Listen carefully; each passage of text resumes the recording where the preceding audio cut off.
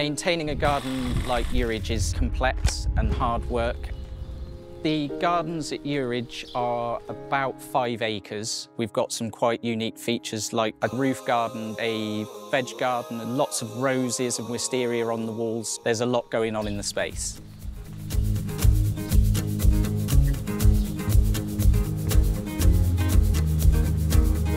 Hi, I'm Andy Wain. I'm the head gardener at Euridge Manor. I've been looking after the gardens here for about 13 years. So for me, one of the key things about Topiary is to have fun with it.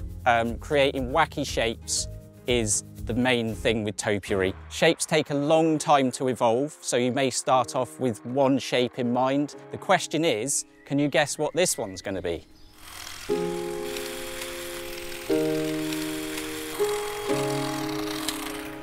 Right, so as I said, the shapes are always evolving, but I think Bob the pheasant is already looking pretty good.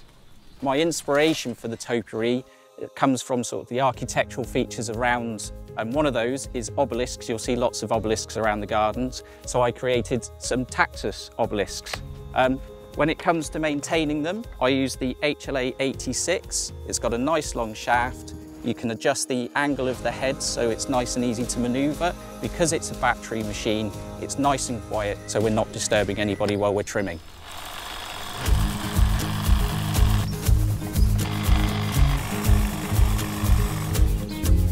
So now we've got the sides looking nice and sharp. This is where I can use the angled head to get the precise angle at the top, which is going to mirror the obelisks that we've got down in the pool.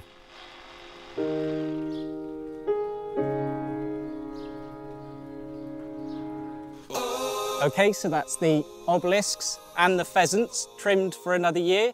If you'd like to see more content, just let STIHL know in the comments. In the meantime, I'm off to trim some more topiary.